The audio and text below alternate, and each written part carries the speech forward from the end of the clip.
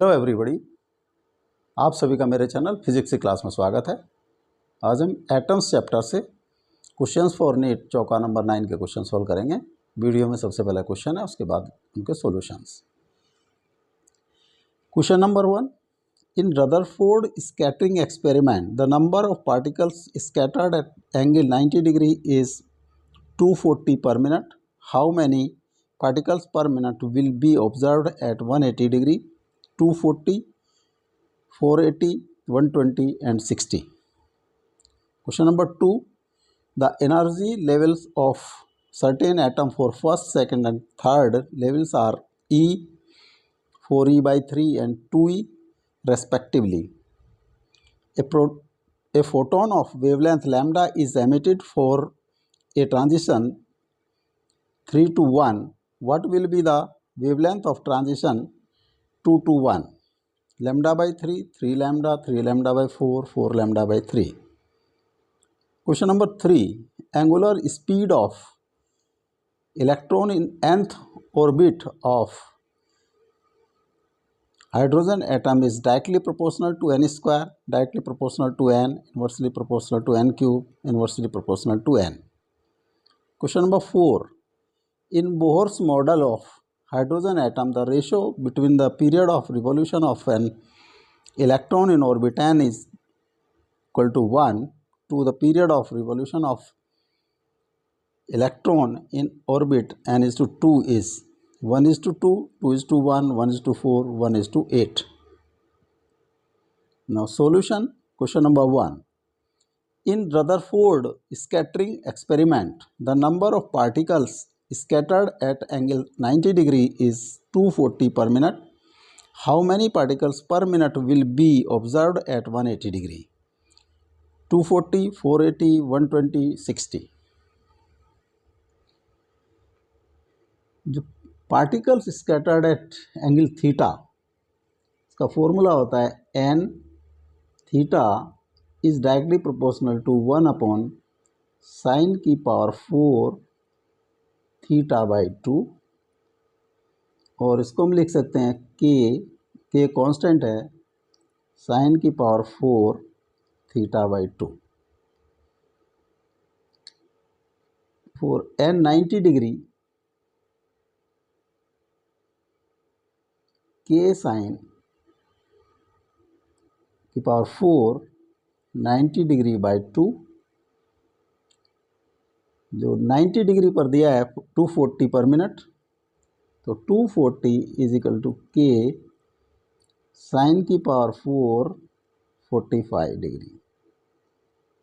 Sign 45 is 1 by root 2 इसकी power 4, ये आ जाता है के 1 बाई 4 और 4 के.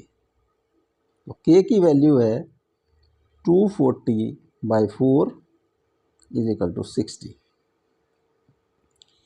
N 180 degree scattering at 180 degree, number of particles at 180 degree is k upon sin की पावर 4 180 डिग्री बाई 2 और k बाई साइन की पावर 4 90 डिग्री. साइन 90 1, 1 की power 4 is equal to k, और k is 60. So number of particles per minute at 180 degree will be 60. D is correct option.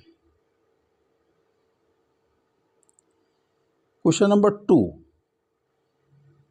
The energy levels of a certain atom for first, second and third level are E, 4E by 3 and 2E respectively. A photon of wavelength lambda is emitted for a transition 3 is to 1.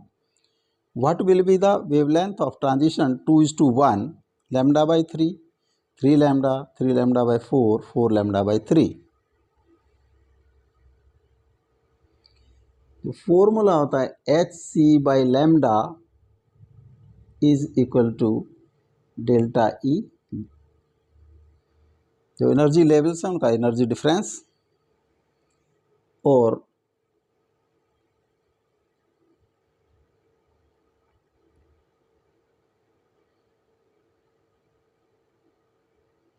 S C by delta E is equal to lambda. तो transition 3 to 1, delta E होगा ये 3, ये E level 1, delta E is equal to 2e minus E is equal to E. तो S C by delta E is equal to, this is given as lambda. Equation 1, transition 2 to 1, delta E होगा energy at level 2 इज 4e/3 and level 1e, 4e/3 minus e is equal to e/3। तो lambda 1, अगर lambda 1 है तो ये होगा S C by, this is delta E, और S C by e/3 और 3 into S C by E. From equation number 1 S C by is lambda, तो 3 lambda, lambda 1 की वैल्यू आ जाती है 3 lambda. B is correct option. Question number 3, the angular speed of electron in nth orbit of hydrogen atom is directly proportional to n square, directly proportional to n, inversely proportional to n cube, inversely proportional to n।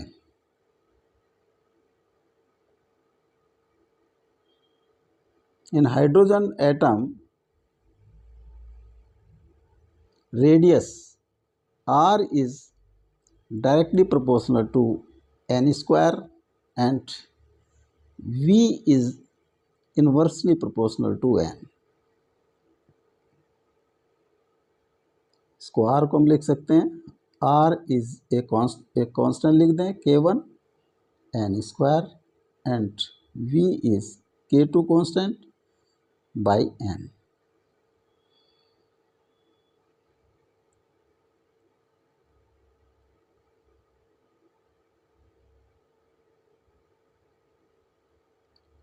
Angular speed, suppose angular speed is omega,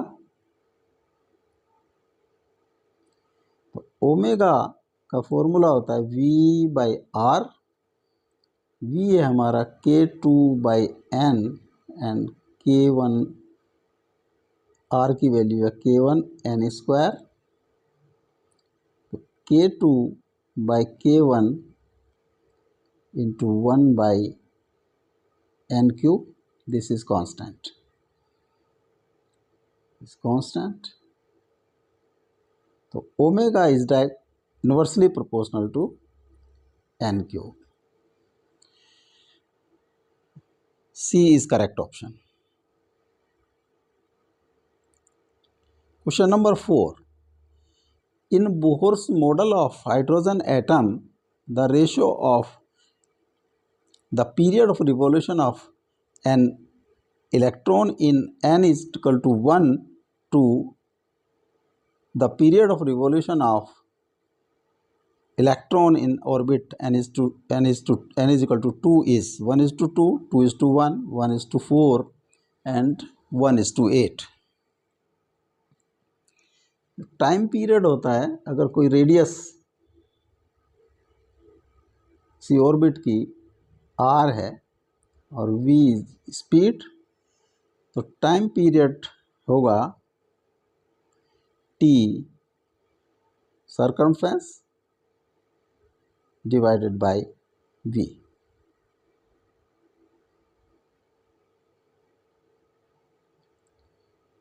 r is directly proportional to n square and v is inversely proportional to n। तो r को हम लिख सकते हैं k1 n square and r2, this is r is equal to, और v is equal to K2/n। तो t होगा time period 2 पाई K1n² और K1/K2 into 2 pi into n³। This whole is constant. इसको अगर हम k कांस्टेंट लिखें तो KN³। तो n जो t is directly proportional to n³। Time period for n is to 1 का अगर टाइम पीरियड t1 है और time period for orbit n is t2 है, तो t1 is equal to k into 1³ is equal to k, t2 k into 2³ is equal to 8k। तो ratio हो जाएगी t1/t2 k/8k और 1/8। तो जो रेशो होगी उनकी टाइम पीरियड की, that is 1/8। D is correct option.